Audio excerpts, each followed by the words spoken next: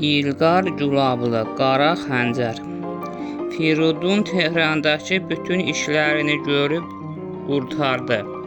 O bir aya yaxın İranda qaldı. Bütün işlərini sahmana salıb yenidən Bakıya qayıtdı. O işlədiyi zavodda işinə davam etdi. Səhər işləyib axşam evinə gəlirdi. O Şahnazı unuda bilmirdi. Özü də bilmədən ona aşiq olmuşdu. Gecə gündüz onu düşünürdü. Onunla görüşdüyü kafeleri və şəhərdəki bütün hər yeri gəzirdi. Nəhayət o özünə onu sevdiyini qəbul etdi. Amma vəzifəsini ondan da çox sevirdi. Bir tərəfdə sevdiyi qız, digər tərəfdə də əqidəsi. Gecə gündüz Şahnazı düşünürdü. Sevgilisi ilə əqidəsi arasında qalmışdı. Şahnaz ailəsi ilə Şuşaya yaya tətilə gəlmişdi. Bəyim nənə 90 yaşında arıq, uzun, qoca bir arvad idi. O, gəncliyindən etibarən həmişə ibadətlə məşğul olar, heç vaxt ibadətlərini ləngitməzdi.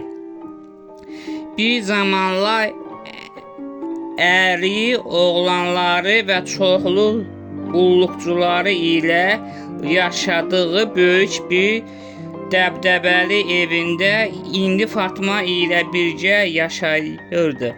Fatma da 60-70 yaşlarında qoca bir arvad idi. O, uşaqlığından bəri Bəyim xanımın evində qalmış və ömrünü orada keçirtmişdi. Heç vaxt ərə getməmiş, övlad, ailə sahibi olmamışdı. Sovet hökuməti qurulanda da Bəyim xanım gedib həyatını yaşa desə də, o Bəyim xanımı tək qoyub getməmişdi. İndi isə 2 yaşlı qadın bir evdə yaşayırdılar. Fatma uzun, amma Bəyimdən fərqli olaraq kök və zirək bir qadın idi. Evin bütün işlərini o tək özü görürdü. Bəyim xanım isə çox yaşlı olduğundan heç bir iş görə bilmirdi. O, həm də bəy ailəsində doğulub böyüdüyü üçün ömrü boyu heç bir iş görməmişdi. Bəyim və Fatma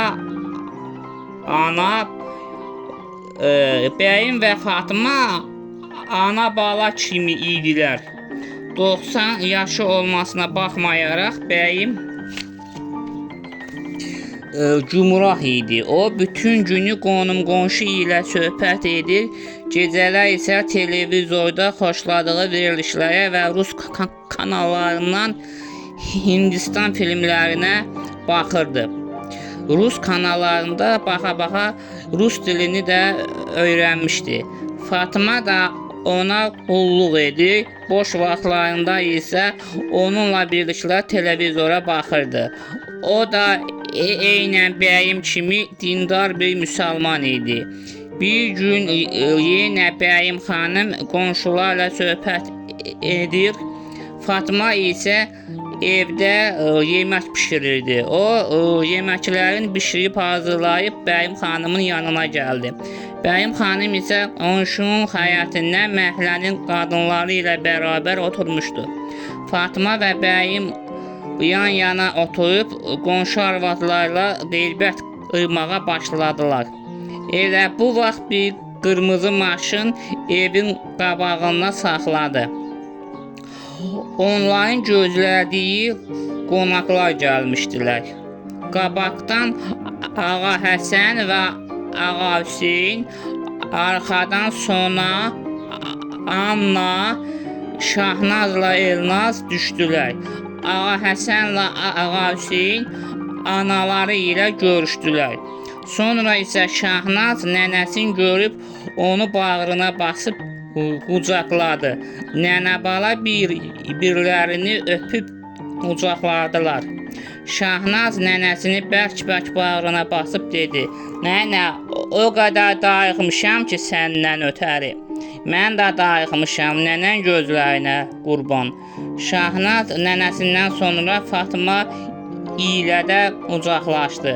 "Sən nə tərsən Fatma xala? Sağ ol, başına dönüm, yaxşıyam. Özün nə tərsən?" "Mən də yaxşıyam." Sonra Elnaz nənəsi ilə, ondan sonra da Fatma xalası ilə görüşdü. Nəvələrindən sonra da gəlinləri Bəyim və Fatma ilə görüşdülər. Onlar içəri keçib oturdular. Fatma onlara mürəbbə ilə çay gətirdi. Sonra da bişirdiyi şirniyyatları gətirdi. Onlar çaylarını içə-içə söhbətə başladılar. Bəyim soruşdu: "Ceyhun nə yaxşı gəlməyib?" Ağa Həsən cavab verdi: "Ana, Ceyhun iş güc adamıdır," dedi. "Sonra özüm tək gələcəm nənəmi görməyə. Nənəm darıxmasın. Sənə də çoxlu salamlar göndərdi." "Hə, bala, neyniyək, sağ olsun." Bu vaxt qapı döyüldü. Fatma qapını açdı. İçəri qonşunun qızları gəldi. Bu qızlar Şahnaz və Elnazın uşaqlıq dostları idilər. Şahnaz və Elnaz onlarla tək-tək görüşdülər. Onlar içəri girib uzun müddət oturub onlarla söhbət etdilər. Hamısı çox şıltaq və zarafatçıl qızlar idilər. Oturub xeyir deyib güldülər. Sonra sağollaşıb getdilər. Axşam qonşular da gəldilər. Hamısı birlikdə oturub süfrədə yemək yedilər. Səhər yeməyindən sonra Şahnaz və Elnaz uşaqlıq dostları və rəfiqələri ilə birgə şəhəri gəzməyə getdilər. Onlar doyunca gəzib əyləndilər və şəkillər çəkdirdilər. Onsuz da Şuşa kiçik bir şəhər idi. Bütün şəhəri başdan ayağa gəzdilər. Aradan təxminən bir ay keçmişdi. Şahnazın bu yay tətili çox xoşuna gəlmiş və hər günü xoş keçmişdi. Səhərdən axşama qədər şəhərə gəlir, axşamlar isə evdə ailəsi ilə birgə zaman keçirirdi. Firidun isə Şahnazın dərdini çəkir, onu unuda bilmirdi. O tez-tez Şahnazgilinin evinə gedib həyətdə onu gözləyirdi. Amma onun Şuşada olduğunu biləndən sonra məyus olmuşdu. O binanın qapısının ağzında dayanıb Şahnazı xəyal edirdi. Sanki indi Şahnaz gəlib onunla görüşəcəkdi. Çünki həmişə onu burada gözləyir və birlikdə çıxırdılar. İndi isə o gəlib bu binanı seyr edir, Şahnazlı günlərini xəyal edirdi. Ceyhunun Şahnazın Firidundan ayrıldığından xəbəri yox idi.